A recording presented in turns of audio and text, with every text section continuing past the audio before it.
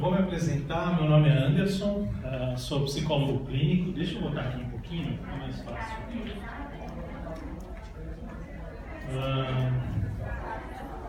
Eu sou psicólogo clínico e também sou formado em publicidade, e aí vocês vão entender o motivo de eu dizer um pouco, falar um pouco sobre isso. Quando a gente fala de internet, né, nosso tema está voltado para avaliação infantil e principalmente o uso, né, quer dizer, o uso abusivo da internet. A gente está falando de algo que é extremamente mercadológico.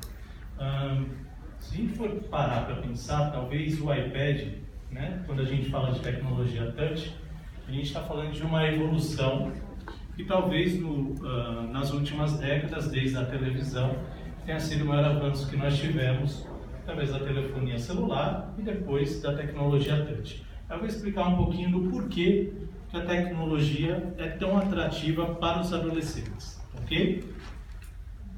Vamos lá. Bom, eu vou fazer essa palestra com meu sócio, Marcelo.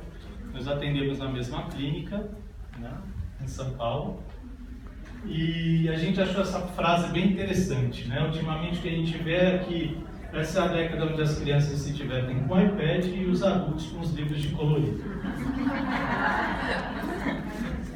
A gente tem uma inversão de valores. Eu me lembro que quando eu era pequenininho, meu pai me levava numa banca perto de casa, e aí pegava aqueles livros de colorir e passava o dia, né? Imaginando que para uma criança deve ser bem monótono. Ok, vamos lá. Para quem está chegando agora, a gente disponibilizou esse link para que vocês baixem a apresentação e que aí vocês não precisam ficar copiando, tirando fotos.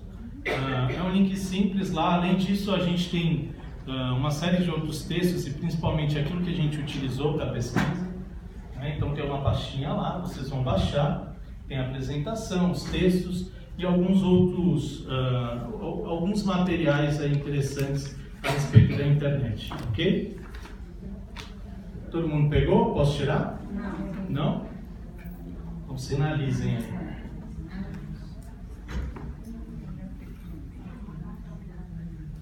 É só digitar migre.me/S2231. Não precisa nem o HTTP, ele já preenche automaticamente, tá? Mais pra frente também a gente vai deixar o nosso Facebook no ar para vocês ficarem amigos nossos, tá? E tem lá também um QR Code, também dá para levar direto na pasta. A gente tá bem... Quem não souber nada de internet vai saber hoje muita coisa sobre internet, tá? Se preparem. Vamos lá. Bom, então, hoje a gente vai falar um pouquinho de como orientar os pais de crianças pequenas sobre instrumentos eletrônicos, ou seja, iPads, games e afins, né?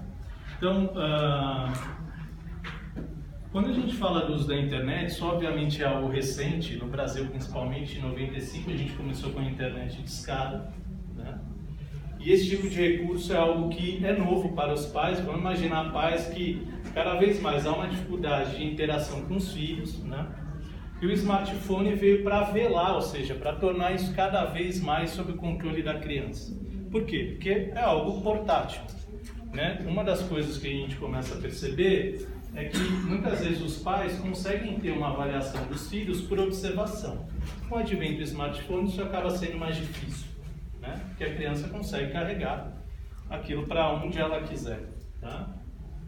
Vamos lá, falando dos primeiros estudos, em 1990 o Thomas Hodgkin identificou o problema, quer dizer, a dependência da internet, pessoas que ficavam um tempo que era exacerbado, né? Depois o Ivan Burberg começa uma pesquisa e ele começa a ter uma substância em termos de material para avaliação, tá, desses recursos, até que em 96 a doutora Kimberly Young ela começa a apresentar suas primeiras pesquisas sobre a adição à internet, ok?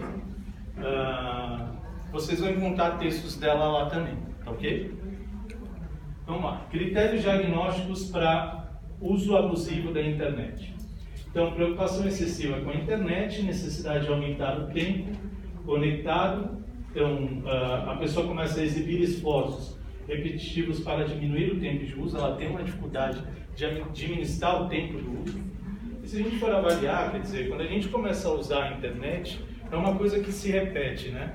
A questão do link é algo da qual eu entro numa determinada informação, depois eu entro numa outra informação que me leva a uma outra informação e que, de uma certa forma, é uma série de estímulos que são altamente recompensados pelo volume de informações que eu acesso, ok?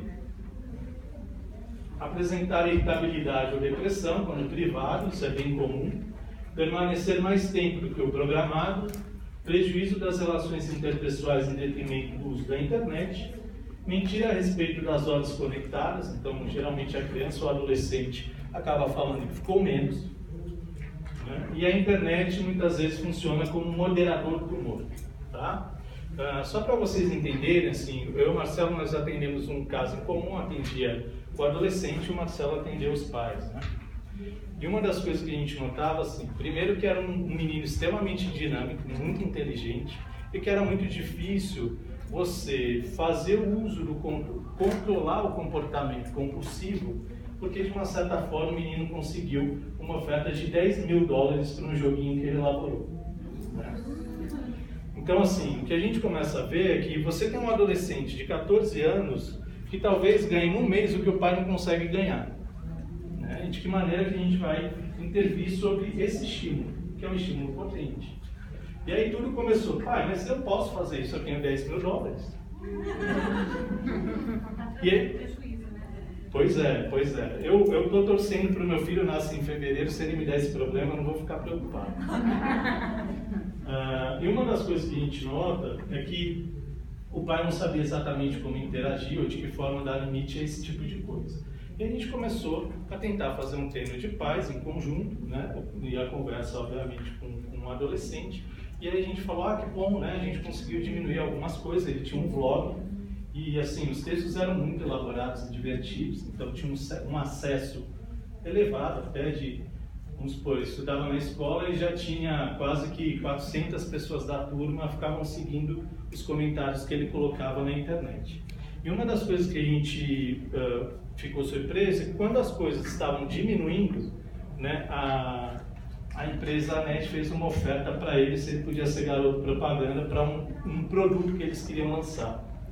Então, assim, o que a gente começa a ver é que a gente tem uma concorrência pelo controle, porque a exposição daquele adolescente é muito maior do que aquilo que a gente pode prever. Né? Então, obviamente, a gente está falando de um consumo, não só do aparelho, um consumo de informação, um consumo de entretenimento, um consumo da própria figura da criança e da exposição dela. Né?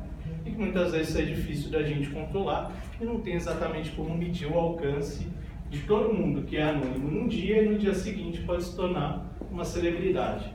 Né?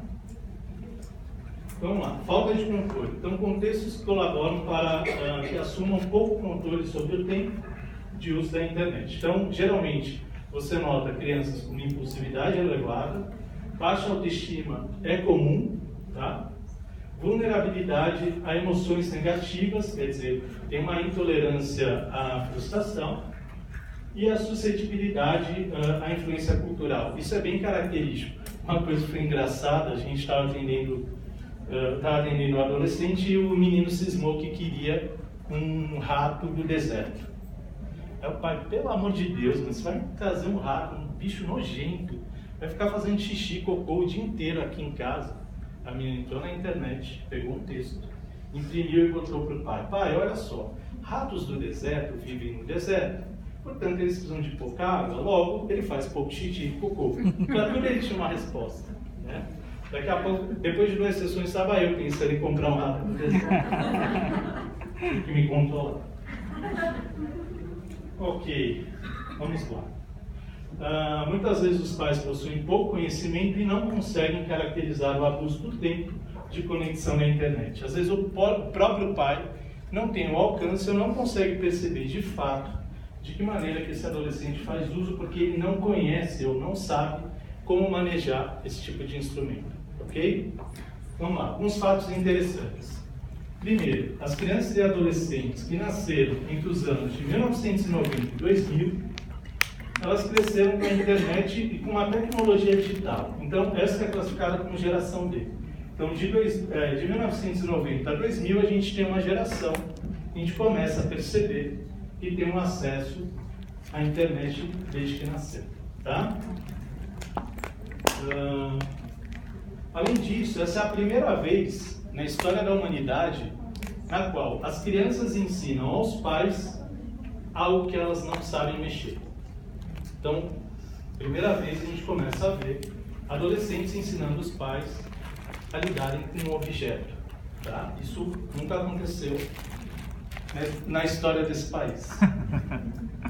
Vamos lá. Uma coisa que eu acho que é interessante a gente falar é que quando a gente, muito das pesquisas que a gente observa em termos de internet vem de empresas. Por quê? Porque as empresas de tecnologia, obviamente, elas têm acesso a uma série de informações que muitas vezes a gente não consegue ter. Então, Cisco, AT&T, Telefônica ou alguns outros institutos de pesquisa, como Nielsen e Ibope, acabam conseguindo esse dado com maior rapidez. Tá? Então, alguns dos dados utilizados aqui são empresas de tecnologia. Então, a Cisco, no Brasil, ela percebeu que 60% dos jovens apresentam compulsão por smartphones, ou seja, a gente tem um número muito elevado. Né? São pessoas que são altamente compulsivas. Tá? No caso de jovens brasileiros, 73% afirmaram que suas relações com parentes e amigos são mais frequentes pelas redes do que pessoalmente. Ou seja, a gente começa a ter, com o advento do capeta, que é o WhatsApp, não é de Deus. Não é de Deus. Sabe as palavras. Eu que já prestei serviço para a Telefônica, eles odeiam o WhatsApp. O que a gente começa a perceber é que as relações acabam sendo facilitadas porque, de uma certa forma, ninguém mais fica no ponto esperando o ônibus. Né? Ponto de ônibus é uma coisa interessante. Ninguém mais espera o ônibus de cabeça em pé. Todo mundo de cabeça deitada, né? Olhando para o celular. E que a gente começa a ter uma série de modificações de comportamento em função de um aparelho só. Tá? Obviamente, a gente está falando de estímulos altamente potentes. Então, ok. Uma outra coisa é que 87% dos usuários de smartphones possuem conta no Facebook, ou seja, a grande maioria tem conta no Facebook. E obviamente, o maior acesso ao Facebook hoje em dia é pelo celular. Então, a pessoa vai lá, toda feliz, vai sair para balada, o adolescente, e ele não vê a hora de voltar para casa para postar a foto. Né? Muitas vezes ele acaba nem curtindo a balada, mas a maior preocupação dele é voltar para casa e postar aquele conteúdo. Quer dizer, a gente começa também a ter uma série de outros comportamentos alterados em função daquilo que o aparelho proporciona. Então, 60% são compulsivos, 73% das relações familiares ou sociais são estabelecidas através do celular, e 87% desses adolescentes possuem Facebook, tá? No smartphone. Deixa eu só te perguntar, Tá? esses transtornos de compulsão está sendo classificado como no DSM? Tem a questão da monofobia? Sim, transtorno de abuso na internet. Mas está mais colocado com a questão de adição, né? De adição. Dentro das adições, por enquanto. Embora Inclusive tem de games, internet. Tá? eles entraram na agenda, mas não foram afixados com clareza, tá? Vamos lá. Aqui eu trouxe um dado de vendas de smartphone e a gente caracterizando em 4 anos. Em 4 anos de 4.900 para 47 mil aparelhos. Ou seja, a gente tem um volume muito maior de pessoas acessando por uma venda que, obviamente, você tem um crescimento assustador. Tá?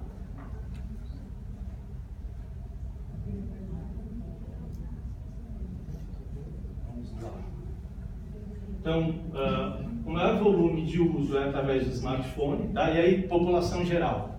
A gente não está falando só de adolescentes, tá? O tempo médio de uso é de 27 horas na semana. 6% vão pelo tablet, 2% não lembram, sempre tem alguém que não lembra. 25% desktop e hoje o notebook 32%. Ou seja, a gente tem uma diminuição e uma diferença muito grande entre desktop e smartphone, né? E você tem uma relação quase igual de pessoas que utilizam o computador e utilizam o smartphone, até porque as funções são bem parecidas. Okay? Então, 51% são do sexo feminino e 49% do sexo masculino. Tá?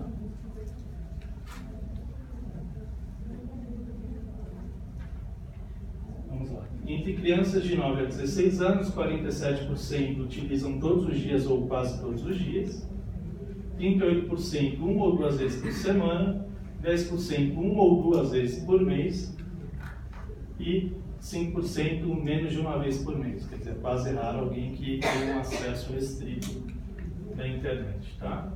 Então, quais são as maiores utilidades? Visitas em páginas e redes sociais, isso é o grande volume. Visualização de vídeo, 66%, jogos online, 54%, troca de mensagens instantâneas, 54%, e pesquisa para o trabalho escolar, 82%. Ou seja, a gente tem vários adolescentes mentindo sobre pesquisa em trabalho escolar. Eu não tenho dúvida nenhuma. Até porque a página da Playboy caiu do ar, né? Não tem mais, né? Mas Playboy agora é fotografia. Não, mas agora falaram que não vai sair mais nudismo na página da Playboy. Vai cair então agora a pesquisa. Vai virar 4 horas. Okay. Então 80% dos usuários de internet perdem a noção do tempo, tá? Então você tem um estímulo que ele é entorpecedor, né? Quase parecido com a cocaína, ou seja, eu tenho um processo da qual eu começo a ser hiperestimulado e perco a noção de tempo, tá? Eu nunca tentei medir quanto tempo eu fico na internet, mas eu também acho que eu nunca consegui caracterizar quanto tempo eu fiquei cada vez que eu acessei. A gente perde essa noção, ok? 43% relatam sentir-se menos inibidos dentro da rede e 8,2% usam a internet para evitar problemas ou aliviar estados de humor negativo, ou seja, uma série de adolescentes com dificuldades como fobia social ou até mesmo depressão acabam utilizando isso como um recurso social e, obviamente, isso interfere na conduta do próprio terapeuta. Quer dizer, quando a gente também tem por intenção expor pacientes, né, com dificuldades sociais, obviamente a gente tem uma interferência muito grande que a gente precisa montar uma estratégia de como utilizar o recurso para fazer com que esse adolescente consiga, né, de uma maneira mais prática ou até mais rápida, acessar conteúdo social. Okay? Tá, agora eu vou explicar por que eu me formei em publicidade.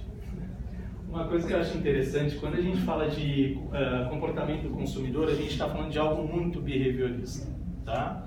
Obviamente tem uma série de pesquisas e a gente fala de um mercado da qual as pessoas utilizam, né, teorias e práticas behavioristas para que elas consigam, de alguma maneira, obter maiores clientes ou maiores, como que a gente pode dizer, ter um volume maior de vendas e atingir seu público, tá? Então, vamos lá. Segundo Arnaud, o comportamento consumidor é definido como uma aquisição, uso, descarte de produtos, serviços, ideias ou experiências de grupos ou indivíduos. Nenhum cientista de marketing cria uma necessidade. Todos nós temos as nossas necessidades básicas. Eu não tenho mais como criar uma nova necessidade. O que eu crio é desejo. Eu tenho o desejo de obter aquele produto, tá? E dentro daquele desejo do produto, a gente tem uma série de níveis que são caracterizados por situações da qual aquele estímulo se torna potente, tá? Vou explicar um pouquinho mais tarde. Então, a segmentação de mercado, que foi uma coisa que a gente começou a ver a partir da década de 90, é que antes nós tínhamos um número limitado de revistas que eram destinadas a um volume maior de pessoas. E a segmentação de mercado começou a caracterizar ou dividir pessoas em grupos para que eu pudesse atingir aquele grupo de uma maneira mais direta, que é o que a gente chama de segmentação de mercado. Então você começava a ter revista para surfista, skatista, revista de fofoca, revista de cozinha, e hoje a gente vê também quantos programas de gastronomia a gente tem hoje no Brasil, né? Quer dizer, tem kids, tem adolescente, tem mulheres, tem homens, tem uma série, tudo direcionado, né? Então, assim, quando a gente fala sobre tecnologia de smartphone, a gente está falando de algo que é extremamente direcionado. O maior apelo hoje do smartphone é que é a primeira vez que a gente tem uma tecnologia onde a gente escolhe o que a gente gosta. Então, eu tenho um aplicativo que é destinado a todos os meus prazeres e a tudo aquilo que eu quero acessar. Então, pela primeira vez, eu consigo selecionar dentro de um aparelho e segmentar as coisas que eu uso como recurso. Tá? Tudo bem que a gente põe uma porrada de aplicativo que não usa, né? Mas o apelo dessa coisa do ter acaba garantindo uma série de acessos que muitas vezes eu sou privado, tá? Então, as empresas puderam definir grupos de compradores que apresentam semelhanças em termos de suas necessidades, tá? Então, esses aparelhos criaram segmentos que geram milhões de vendas de música, aplicativos, utilidade, transcende o celular, ou seja, hoje um smartphone é tudo menos um celular, né? Tudo se tornou acessível a qualquer momento, os estímulos que determinam a compra são variados e dirigidos, ok? Eu vou passar isso aqui, depois vocês dão uma olhadinha, que é muito técnico, mas assim, quais são os fatores de consumo? Então, hoje você tem o consumo que é funcional, ou seja, eu tenho um aparelho que eu uso para ligar, para entrar em contato, dizer onde eu estou, o status tecnológico de ter uma última tecnologia, ou de ter algo que é rápido, que eu consigo acessar com uma certa capacidade de velocidade, de informação, ok? Que é um conteúdo de status, que é simbólico, né? Aquele tem o iPhone, aquele tem o Galaxy, aquele tem um Nokia, aquele tem um Motorola. Lá em São Paulo tem algumas que chamam Motorola, né? Mas geralmente os chineses vendem assim. O entretenimento, que é diversão, prazer, que é uma característica hedônica, tá? Vamos lá. O que a gente nota? Quando a gente fala da faixa de 8 a 11 anos, a gente está falando que a maior necessidade dessa criança é manter a segurança do celular. Ela não pode perder, ela tem que cuidar, ela não pode arranhar, né? E que tem muito mais a ver com cuidado. Quando a gente fala de adolescente de 13 a 14 anos, o adolescente começa a caracterizar aquilo como extensão da personalidade dele, tá? Então o celular, o aparelho, vira quase toda a informação da vida dele e ele consegue acessar os amigos, ele consegue ter uma linguagem com as pessoas para algo que se torna uma extensão daquilo que ele é, tá? E quando chega aos 15, dos 15 aos 17 anos, a gente começa a ver que muitas vezes o adolescente acha que ali é um veículo da liberdade de expressão e da liberdade daquilo que ele quer acessar por independência própria, ok?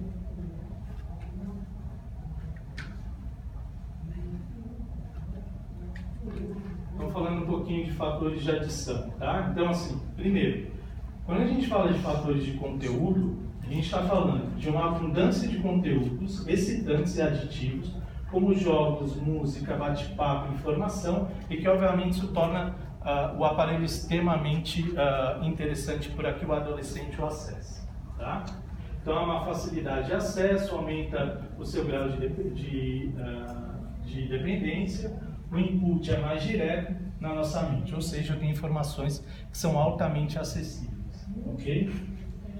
Com o advento da portabilidade, obviamente, isso aumentou, e além disso, parece que a curiosidade, muitas vezes, quase como a gente chama isso de God in the box, né? Quer dizer, quando a gente fala do Google, qualquer coisa que hoje eu coloco no Google, se eu quiser saber da associação de criadores de ratos do deserto, eu consigo acessar esse tipo de informação, né? Então, o God in the box, esse modelo, é o quanto que eu utilizo o aparelho para tirar uma série de dúvidas. Eu tenho informação a qualquer momento que eu quero. Então, fatores de reforço, a internet estimula seus usuários através de um esquema de reforço de razão variável, diversificado em termos de conteúdo, acesso e caráter de imprevisibilidade, ou seja, a partir do momento que eu começo a acessar a internet, eu não sei exatamente aonde eu vou começar e aonde eu vou terminar. Por quê? Porque uma determinada informação pode me levar a outras informações extremamente excitantes, ok? O usuário percebe uma carga prazerosa que estimula a expectativa da mensagem, do recado e dos comentários ou e-mails. Quer dizer, eu começo a ter determinadas informações e outra. Quando a gente fala de conversa de adolescente, há uma série de características que, de uma certa forma, a gente não conseguia acessar. Por exemplo, acho que todo mundo aqui tem grupo familiar, né? ou se não, grupo de amigos. E aí, grupo de amigos, o cara fala de futebol, o cara fala qual é o barzinho, o outro fala, a família fala quando é que vai ter a ceia em casa, ou seja, uma série de informações que antes e agora caracterizado pelo grupo, né, acaba aumentando o volume de exposição, seja da criança ou até mesmo nós como adultos a gente acaba ficando entorpecido por esse tipo de estímulo. Tá? Eu tenho uns amigos eu sou santista, quando dá jogo do Santos, fica 322 posts contra dias normais 15, 17. Então não se sabe o momento, não se sabe a que momento chegarão boas notícias ou comentários que produzam sensação de bem-estar. Ou seja, como eu tenho bem-estar intermitente, né, cada vez que toco no celular eu sinto uma compulsão para checar aquela mensagem para saber se ela é reforçadora ou se de uma certa forma ela é negativa, tá? Então, a internet está sempre aberta e o custo para acesso não representa um valor inacessível, ou seja, é uma coisa muito simples, muito fácil e que não é caracterizada por um valor palpável, tá? Nosso cérebro parece gostar de ter acesso ilimitado e há uma certa interação, essa interação aumenta a sua atratividade. A internet, ela opera num grau de imprevisibilidade, como estava dito lá, e os fatores sociais, a internet nos conecta ou nos isola socialmente. O que a gente começa a perceber é que muitas vezes as pessoas acabam se isolando socialmente, né, e garantindo o uso da internet como uma extensão social. Né? Extensão social é brincar, descer, jogar bola, encontrar os amigos, e que na verdade a gente começa a ter uma dificuldade. Antes eu me lembro quando meu pai tinha que gritar pela janela para eu subir para almoçar. Né? Hoje o pai só precisa ir no quarto da criança. Ou seja, a gente tem uma mudança também, né, da interatividade entre pais e filhos por uma série de contextos, sejam eles ambientais, sociais ou até mesmo de aprendizagem. Tá? Então, os perigos que os pais percebem. Então, eu vou falar um pouquinho do medo que os pais percebem em relação aos filhos. Tá? Então, dos jovens entre 9 e 16 anos, 85% usam a internet uma vez por semana, 70% dos adolescentes têm perfil em redes sociais, 61% dos pais têm preocupações dos filhos serem vítimas de algum crime. Né? E aí quando a gente fala crime, pedofilia, roubo de identidade, sexting, né? Quando o adolescente tira a foto e manda para alguém, seja nu ou alguma foto particular, acesso de informações. 38% afirmam ter controle total e 10% dizem não saber o que os filhos fazem online, ou seja, não tem a menor ideia do que ele acessa ou o que ele acaba... Uma dúvida, os jovens entre 9 e 16 anos usam a internet uma vez por semana? 85%. Uma vez por semana? Não, acho que está errado esse dado. Na verdade, a gente começa a ver que o tempo médio total, né, é de 27 horas pela semana. Tá? Então, você começa a ver pessoas utilizando a internet 27 horas, tá, como uma média, por semana. Tá? Então, 38% afirmam ter controle total e 10% dizem não saber o que os filhos acessam online. Então, hoje o Brasil é o país a qual a criança acessa a internet com a menor média de idade. Então, o nosso tempo médio de idade é de 9 anos. Tá? A gente começa a ver crianças com 9 anos acessando a internet, coisa que, se eu não me engano, no Japão, a média de idade é de 14 anos. Tá? Então, a gente tem aí uma diferença significativa de acesso à internet, e creio eu que um japonês tenha mais acesso à tecnologia do que nós. Né?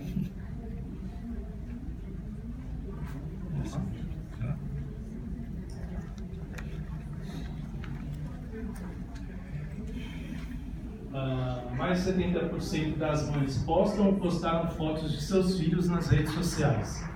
Tá? Então, acho que é uma compulsão, de fato, óbvio que né? Ver uma criança é algo difícil, eu vou passar por isso em fevereiro. Depois vocês vão me seguir no Facebook, vocês vão ver o quanto eu vou me transformar num pai babão. Vou tentar me controlar, mas acredito que eu não vou sair muito de 70%.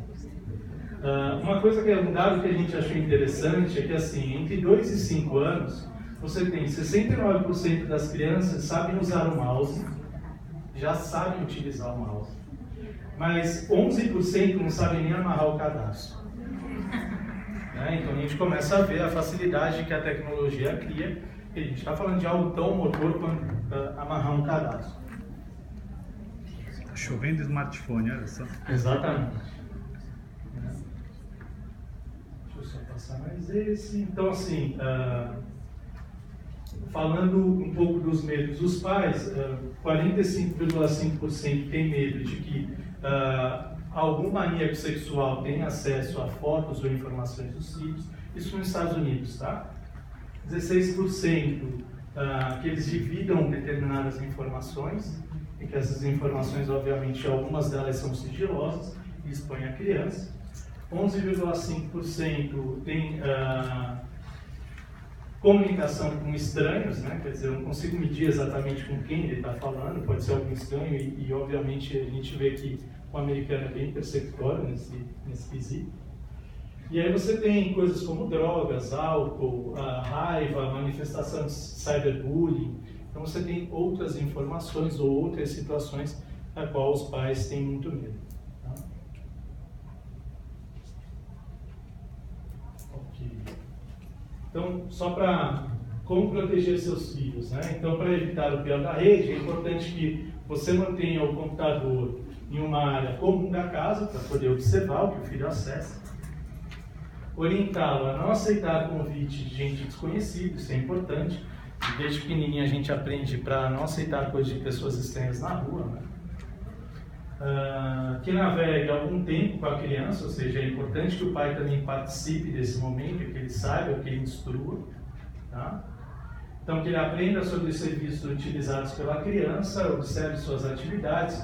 Você tem um histórico no navegador que dá para você puxar quais são as páginas que ele acessou. Inclusive, existem alguns mecanismos da qual você recebe no seu celular, né, as informações que foram acessadas pelo seu filho. Tá? Estabelecer regras razoáveis para a criança. Opte por programas que filtrem ou bloqueiem sites. Denuncie qualquer atividade suspeita e encoraje a criança a relatá-los. Tá? E esclarecer que a internet não é um território sem lei que pode ser responsabilizado juridicamente, isso no caso de cyberbullying. É importante que o adolescente saiba que aquilo que ele escreveu, ele vai responder por aquilo. Ok? Salão, você... Eu agora. Isso. Segurei aqui para você Isso, filmar. deixarei para o Marcelo concluir o tema. Vai filmar agora para a gente... Entendeu? De repente para o meu grupo, fica mais ainda. Bom, gente, boa tarde, obrigado. O desafio agora é a parte chata, né? Eu tenho, diferente do ano, está zerado com relação a filhos, só for terapeuta infantil. Eu tenho um filho de 10 anos e toda semana eu tenho que realmente mapear tudo que ele entrou na internet. Tá? Uma vida muito boa, toda sexta-feira, seria hoje, ainda vou mais tarde, por mais ou menos uns 30 minutos eu estou lá, site, olhando. Tem uns bem suspeitos, tá? Cadê o negócio para mudar? Opa, desculpa. Não, ele está bem, ele está procurando muita coisa sobre o metrô, a Marina já sabe que ele adora metrô. Bom, primeira pergunta, quando a gente está lidando com os pais do consultório, você sabe o que o seu filho usa ou faz na internet? A gente vai chegar a 80% de resposta de não. Então eu preciso de uma interação clara. Além de saber quais são os programas que existem na internet, eu preciso informar, tá? Eu preciso conversar e entender qual é esse ambiente que ele está frequentando. Qual é o navegador que ele usa, qual o programa no celular que ele prefere. Eu preciso entender. Ah, mas isso não é invasão? Não, não é invasão. É uma força de estímulo que você dá na mão dessa criança, que você não tem como entender para onde ele vai parar, que é o que eu estava falando até agora. Eu posso ir pulando, chegar numa situação, né? Recentemente, eu não lembro, a Katy Perry, parece que tirou uma foto com os seios de fora, muito bonito, feito dela, e foi meu filho que descobriu, né? Então ele começou com a Katy Perry, né? No Firework, estava maravilhosa, né? Quando viu, estava o peitinho dela de fora, não, o peitão dela de fora, e meu filho feliz da vida. E a gente veio parar para conversar exatamente sobre isso. Coitado do Maurício, né? Não veio, vai ser exposto, né? Bom, essa aqui é uma curva, né, da Organização de Obesidade Americana, mostrando que de 99 até 2000, aquele é o salto de adolescentes obesos. Então, o que aconteceu? Essas crianças começaram a ficar dentro de casa, por questões também de violência, disponibilidade dos pais, da vizinhança, usando o computador, com aquela dieta maravilhosa americana do McDonald's, né, do palhaço, e ficaram daquele tamanho, tá? Obesidade ao máximo. Por quê? 80% dos neurônios são motores. Tá? Então eles ficam às vezes com uma pilha também, quando gasta energia propriamente dita. Eu fico mais animado para poder, eu não estou cansado, deixa eu olhar mais um pouquinho na internet, deixa eu ver mais o que está acontecendo. Então é um problema também que a gente parou com essas crianças e que elas tivessem atividades de lazer normais. Ali é um quadrinho que o paciente está no divã e pergunta, mas eu não preciso falar mais alguma coisa sobre isso? Não, me passa só seu Facebook e eu vou descobrir sobre a sua vida. Tá? E hoje a gente posta tudo.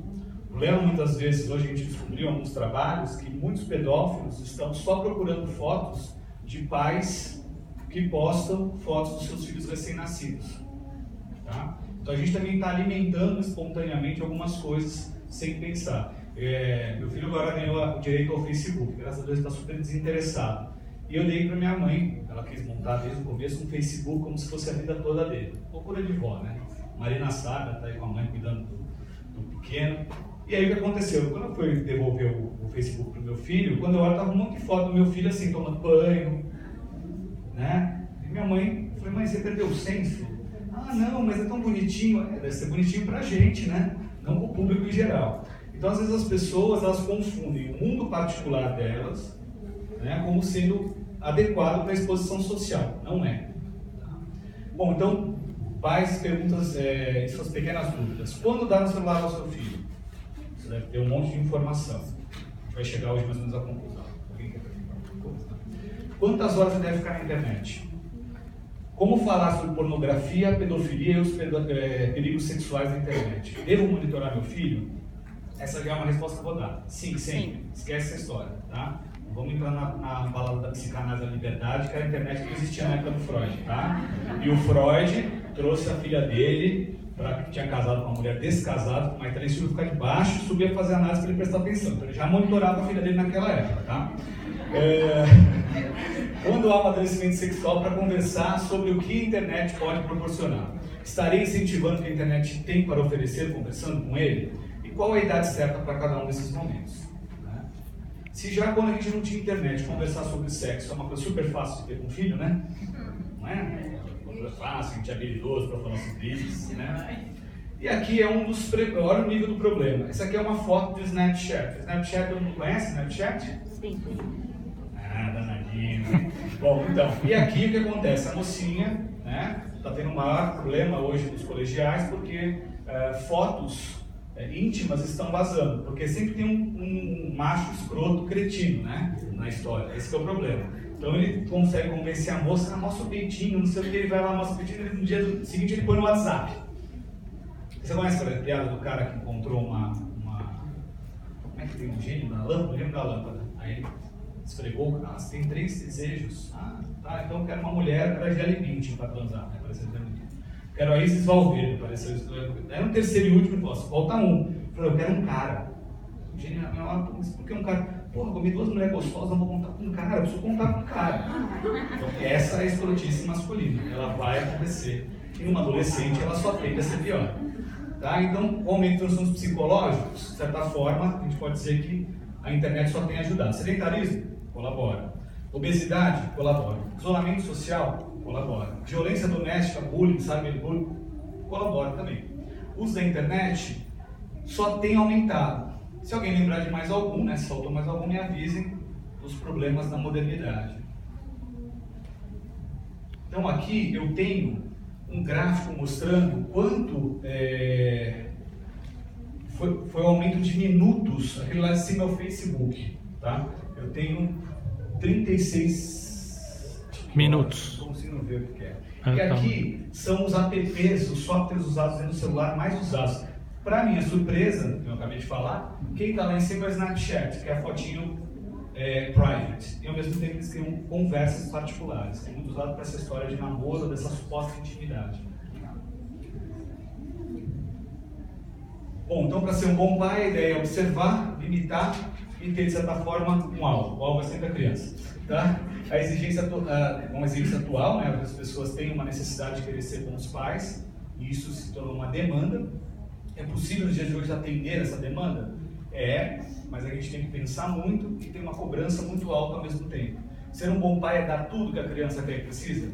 Não, mas hoje está confundindo também porque é uma compensação pela ausência desse pai no ambiente ou pelas deficiências que você poder encontrar a criança. Baixa tolerância à frustração, né? A gente está numa era de mimados e ressentidos, tá? As crianças são as mimadas, os ressentidos normalmente são os adultos, que tem, quando eu tinha Playmobil eu não ganhei do meu pai, agora eu dou um monte de Playmobil pro meu filho, eu não tinha computador tal, e enche a pessoa, você nem sabe se a pessoa está precisando daquilo.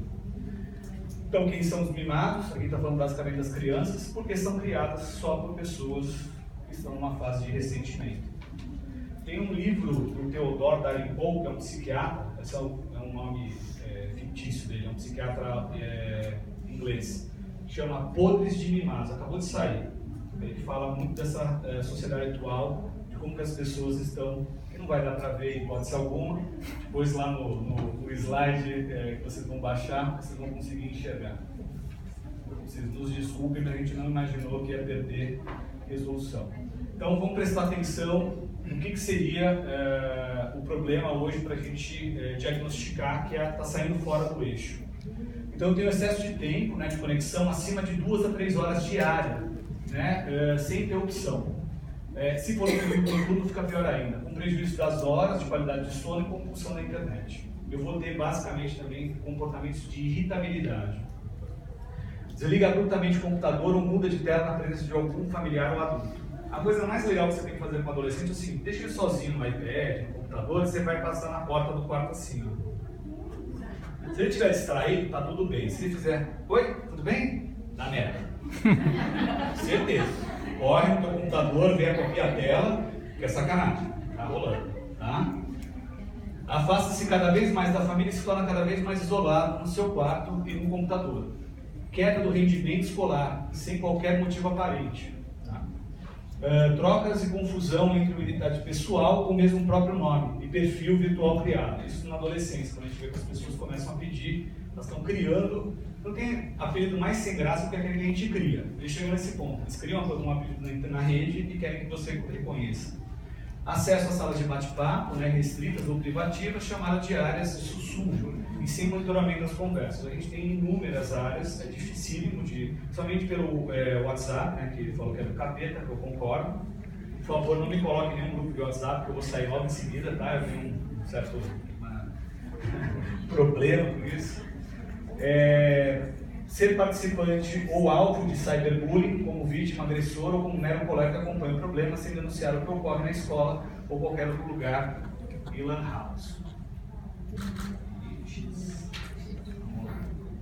Bom, eu já tinha falado isso em outros momentos aqui no Concreage. A ideia básica é a gente voltar para os primórdios da terapia comportamental antes de pensar em cognitivismo. Tá? Então a gente tem sempre uma hierarquia de ações. Quando a gente elege algum comportamento que é inadequado, a primeira coisa que a gente vai fazer para ele é não reforçar o comportamento inadequado. O famoso não vamos dar ibope. Então ele está lá em cima, ele está se isolando, etc.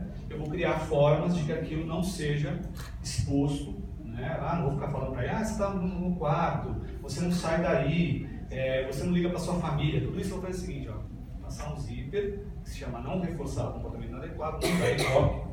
E aí você começa a diminuir, porque a pessoa vai se defender, falar que ela está certa, que ela tem direito, que ela pode ficar no lugar dela, que ela tem esse privilégio. Logo depois eu vou começar a reforçar comportamentos concorrentes, incompatíveis com o isolamento da internet, ou do iPad, ou do celular. Reforçando, vou fazer com que, ainda o que sobrou daquele comportamento inicial, ele caia mais um pouco. Daqui a pouco eu entro num exemplo mais categórico. E por último, eu vou punir. Mas punir, palavra, não tem outra palavra. Se eu arrumar um nome bonito para punição, vocês me avisem que eu vou gostar de saber. Já são muitos anos trabalhando com punição. no quesito de você vai, diferente, mostrar para a criança que ele é responsável pelo mal-estar que ele está criando no ambiente. A gente já vai voltar, calma aí. Bom, eu preciso, como falei, não reforçar o comportamento adequado. Então, eu preciso treinar esses pais a não ter críticas vazias. Eu costumo falar com meus pacientes que eles fazem muitas palestras para os filhos. Eu gostaria que as palestras fossem encerradas. Porque no meu tempo eu andava de bicicleta. Não fala. Isso chateia o ser humano. O psicólogo, então, ele fica já postado. Eu não posso ser refém do meu outro parceiro. Então, ela chega aqui para mim e fala: pai, eu estou com um problema, conversa com a sua mãe. Ou eu não consigo ter atitude própria. Eu falo assim: o que a sua mãe disse? Né? Ah, não, mas ela deixa, ela tá tudo bem a história da internet. Não, eu tenho que parar, eu tenho que combinar e tenho que saber o que é de um ambiente comum para poder botar uma ordem. Ali vai ser colocado a internet para ter ordem. Se a casa é desorganizada, ela vai ter que ter ordem pela internet. Competições e inadequações, né? Pais versus filhos ou pais versus pais. Então, eu fico explorando a minha inadequação a qualquer custo, não importa como a outra pessoa vai reagir, como se fosse, na verdade, uma forma de afronta.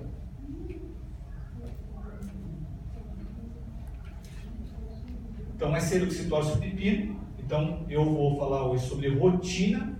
Então, trabalhar com internet, trabalhar com rotina. Então, primeiro eu estabeleço um limite rígido e depois eu vou flexibilizando. Então, eu começo sempre do mais simples para o mais complexo. A maioria das pessoas que procuram a gente no consultório já estão com o problema instalado. Então, você vai explicar que você não pode passar de 80 para 8. Você vai passar de 80 para 78, 76 e 45, até chegar no 8, tá? Lentamente.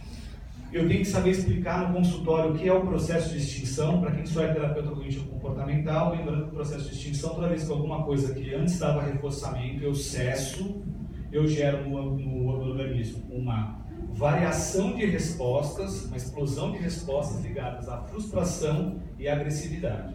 Se eu premiar, eu me ferrei, porque eu mantive o limiar aumentado e ainda reforcei frustração e agressividade. Tá? Então eu tenho que saber lidar com o processo de extinção. Eu costumo mostrar o gráfico, como é que era, explicando aquela coisa básica do ratinho que coloca beber água, que você vai ensinando para ele, e depois você coloca na gaiola e ele ganha aquele famoso estímulo chamado PN. Vocês conhecem o estímulo PN? É o porra nenhuma, é ótimo. É o que a gente mais tem na vida. A gente vai lá e não ganha nada, tá? E explicar como que o rato funciona. Se um rato funciona daquele jeito, imagina que um ser humano faz o dobro daquilo com requintes de crueldade. Imagina uma criança, né? É quase o Walking Dead. Eu tenho que fazer uma programação ambiental, e programação ambiental é rotina. Tá? Até para que a criança aprenda a negociar com o adulto o que ele gostaria que fosse feito diferente. Eu preciso que a criança, em algum momento, possa negociar. Reforço aos pais, né? O mesmo se aplica ao terapeuta para os pais. Então, assim, eu vou começar também a reforçar no consultório quando esses pais entendem que eles estão tendo um controle ambiental melhor. Eles precisam entender que eles são cientistas leigos do comportamento, mas estão mandando benzaço para ficar feliz e falar, deu certo. Porque é uma agonia você botar limite no seu filho, em algumas situações já estão instaladas, né? Não há resposta imediata para tudo, então quando você não sabe o que fazer, não faça nada, fica calado, cara de paisagem, não sinaliza, pensa, ou liga para o terapeuta e pede, pelo amor de Deus, socorro para alguém, sabe, mas não fala nada. Então a criança chegou lá, chorando, mandou foto do namoradinho, espalhou para a escola. É muito fácil explodir inadequadamente. Primeira coisa é saber conseguir ficar calado, conseguir dar empatia, né, abraçar e acolher. Né? A gente só sabe dar bronca às vezes quando é pai, que é só começar dando bronca. Se a bronca desse certo, né, a gente estava ótimo. Não sabendo o que fazer, apenas não reforce. Observar é tudo, né? As palavras são de prata, o silêncio é de ouro. Se o objetivo é melhorar o seu filho e as trocas com o ambiente, esse é sempre o foco. Esse adolescente ele está em um ambiente social, um comportamento social adequado, ele está ganhando mais coisas do que ele está perdendo. E eu não tenho que fazer um filho ser perfeito ou legal para os outros. Eu tenho que dar espaço para que ele possa existir com uma certa liberdade e autonomia. Dentro de liberdade e disciplina, vamos lá.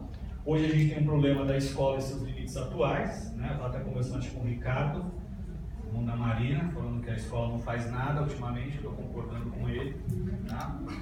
A gente não tem espaços públicos, a gente não cria situações de espaços públicos. Em São Paulo as pessoas têm que se divertir no shopping, não sei como é que é em Porto Alegre, não sei como é que é aqui em BH. Né? Nós somos santistas, isso para a gente é extremamente estranho, quem sempre teve um quintal de graça, que era a praia, né? Então é minimamente estranho. A gente não tem praça mais, né? Em São Paulo o Haddad ele criou ciclofaixa parando a Paulista, que é uma atitude até adequada, mas mostrando que o brasileiro não quer ter praça, ele quer ter um condomínio fechado com uma praça dele que ele nem desce. Tá? E as praças públicas é perigoso porque vai ter assalto, vai acontecer o som lá que ele não gosta, assim por diante. Dentro dos modelos de educação atual, a gente não sabe se está tendo um avanço ou engessamento, porque todo mundo quer ser um pai perfeito e não quer causar frustração nenhuma no filho. Eu não consigo imaginar a educação sem frustração, tá? Mas as pessoas estão pensando, e a famosa prática politicamente correta. Tá? Quando alguma criança vai fazer bullying, acima de tudo, eu tenho que conseguir conversar com ela que isso, desde que a humanidade se entende por gente, a maioria aqui assistiu Sessão da Tarde com filmes americanos, né? Que o bullying era uma coisa até natural, a gente ficava torcendo pro nerd para ele poder se desenvolver e se vingar, mas a gente fala, nossa, que horror, ele é tão bonito, não, ele é tão feio, a gente acabava entendendo como uma coisa natural. Até essa coisa de você querer, em algum momento, hostilizar o seu par, é uma necessidade do ser humano, e você precisa conseguir fazer uma conversa adequada, mostrando, né, que não é adequado, mas acontece, e para onde que você vai. Se você já começa, que lindo, as coisas não são assim, as pessoas são geniais, são bacanas, amorosas e amam você, não vai dar certo. Bom, sempre conversa sobre os sites mais apropriados de acordo com o desenvolvimento e maturidade, a gente tem que pesquisar isso antes. Aproveitar oportunidades de palestras em escolas, conversas com adultos sobre importância, supervisão constante, porque a gente precisa aprender. Eu uso realmente uma propaganda, porque eu me adaptei muito bem, tudo na minha casa é Apple. Então meu filho tem um iPad, que era meu, que está todo sincronizado, para qualquer momento que ele entrar na internet, aquilo vai para o meu celular ou para outros desktop ou laptops, e ele está avisado que ele está sendo monitorado. Ele tem o que reclamar. Meu pai é um chato, mas eu sei que meu pai não é uma paranoia, não tem alguém por detrás dele, eu estou criando paranoia. Não, ele sabe, ele vai escolher, e a gente vai conversar sobre isso. Estabelecer regras e limites bem claros para entrar em permanência em salas de bate-papo. Essa semana eu conversei, faz 3 semanas, eu já falava com ele sobre, a gente falou que a gente já está falando do lance, a gente teve uma conversa bem chata em vários momentos. Né? Eu ia falar para ele o que era a vida sexual. Ele estava com aquela cara assim, eu fiquei explicando, né, sobre o órgão sexual. Eu falei, nossa, que nojento, você fez como mãe? Você vai gostar, né? Relaxa. A coisa vira. E aí a conversa terminou rapidamente. E ele falou, mas é só isso? Eu falei, não, a gente tem um monte de coisa para falar, mas a gente vai popular semana por semana. Existem pessoas que querem tirar fotos de crianças muito novas, elas têm prazer nisso. Nossa, coisa estranha. Então, tem gente também que pega os seus dados e compra coisa no seu nome. Nossa, mas eu sou tão novo. Então, tudo é possível. Vamos com calma. Hoje é só sobre o sexo, entendeu? Lá na história do piu-piu. Ah, beleza, então joia. Tá? Vamos para a parte 2. Imagina o coitado, né? Chega na escola. O que seu pai faz? Meu pai é psicólogo. Denunciar qualquer mensagem esquisita, amedrontadora, obscena, humilhante, inapropriada, né? Aí vai ter lá o Disque 100 e tem o e-mail, né? Nunca fornecer sua senha virtual, quem quer que seja, aceitar brindes ou prêmios. Assim, não existe almoço de graça. Não está todo mundo falando isso no Lava Jato? É a mesma coisa para o seu filho. Na internet, nada é de graça. Tá? Existe uma coisa chamada phishing, né? Sendo esquemas de você capturar informações para poder vender coisas, que ele não entende isso, porque para ele é só uma diversão. E limitar o tempo de uso do computador para prestigiar a convivência familiar entre todos, especialmente manter os hábitos e as horas de sono e descanso cerebral e corporal. Na minha casa, ele pode jogar os jogos de Xbox, etc., no quarto dele. Ele não tem TV a cabo no quarto dele, ele tem que sair para a sala. Tá? Ele não pode fazer duas coisas ao mesmo tempo. Ele não pode assistir o Cartoon Network e estar com o iPad no colo. Quando eu passo na frente, se ele tentar, ele vai tentar, é óbvio, na natureza, você fala qual que você está escolhendo. Aí o iPad vai para o lado, ele vai ver, ou ele apaga a televisão e vai fazer outra coisa.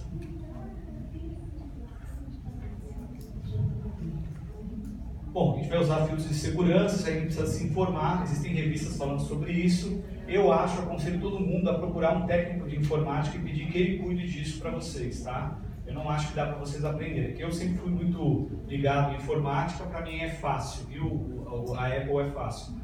Como também a Apple está pornográfica de você comprar no Brasil, né? Então eu sugiro que vocês procurem um técnico que R$100 resolve tudo, tá? Então, aquela coisa mais básica. Você já jogou videogame com seu filho? Vocês precisam jogar videogame com seus filhos. Precisa arrumar um jogo bom. Ele joga lá o Mario 7, é mó legal. Eu não sei jogar o Mario 7, vou jogar um outro. Tá? Você já pesquisou o que seu filho usou na internet?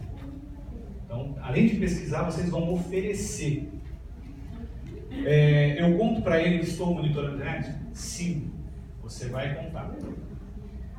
Se eu vi foto de pornografia, eu falo com ele? Sim, mas antes você vai pedir claramente que ele tente explicar, dizendo que é muito difícil conversar sobre isso, porque essas coisas costumam ser íntimas, mas que a internet tem coisas muito avançadas para a idade dele que você gostaria de tentar conversar minimamente para explicar que talvez ele não tenha a idade apropriada para lidar com certos estímulos.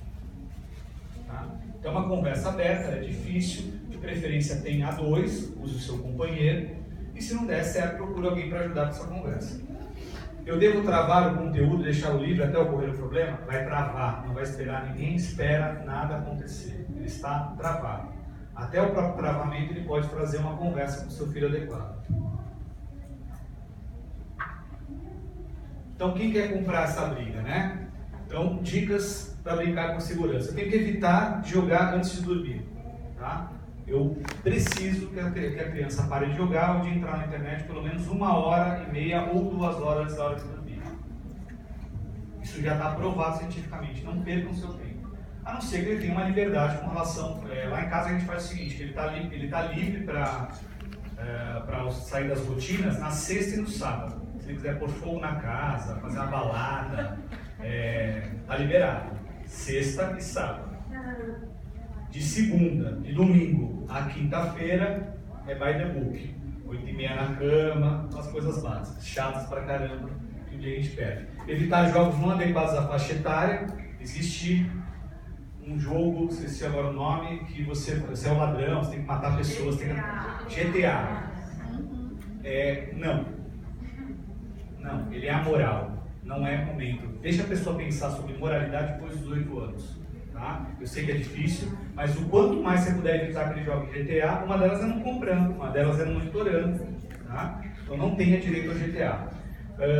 Pais devem procurar saber quais os jogos seus filhos gostam, quais conteúdos, tentar respeitar a questão da idade, evitar de jogar mais 50 minutos seguidos sem fazer uma pausa para um alongamento de pelo menos 10 minutos. Eu peço para o Maurício normalmente ir para a sala ou para outro lugar para ele brincar com Playmobil ou com outras coisas, ou desenhar, para dar uma interrupção.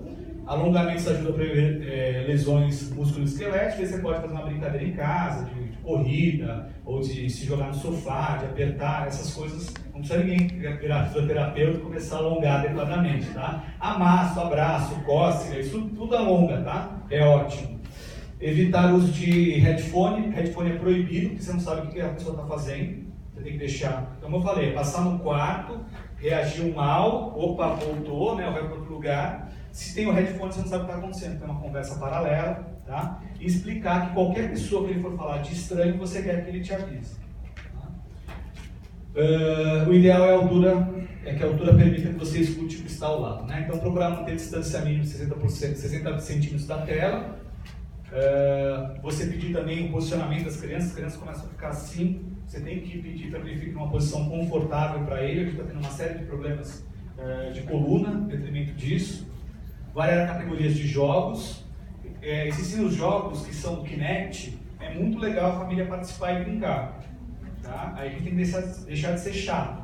mas é legal, porque a gente vai, por exemplo, dançar o Michael Jackson. A Marina deve dançar super bem o Michael Jackson, tá? Fica ridículo, né? Então, mas eu já dancei o Michael Jackson. A gente nasceu com 2 pernas esquerdas. Exatamente, eu tenho esse problema também. Alguns jogos demandam tempo superior ao recomendado, né? Entre 2 horas diárias. A criança pode jogar mais? De preferência não, e se for tem que ser partilhado. Tá? Vai fazer um lanche, vai fazer uma atividade na casa, dê uma atividade para que a criança faça. Filtros protetores de tela e tomar cuidado com pessoas com histórico ou com risco de epilepsia. Bom, tudo na vida é aprendizagem social, para pelo menos os primeiros behavioristas. Eu tenho que ter um treino de controle social. A atenção é sempre a chave de controle para qualquer filho. Então, se o filho está se isolando, você não está dando atenção adequadamente. Existe um quadrinho no Facebook agora aparecendo que é muito legal, chama Pais Passivos, Filhos Hiperativos. Tá? Então, deixe de ser passivo, interage, tá? Compra briga. Treinando para que o ambiente não se torne coercitivo, tentar descrever essa história de direitos iguais, mas os pais que oferecem as regras, acima de tudo. E, acima de tudo, aprenda a amar. Finish. Sinto muito pelas pequenas letras. Muito obrigado. Nosso merchan também, pelo nosso livro, com a sinopse, que abriu espaço para a gente. Muito obrigado. A gente está no Facebook, está no Skype, tem e-mail, tem celular. Só não empresto meu iPad para vocês, que é do meu filho. Muito obrigado. Muito obrigado.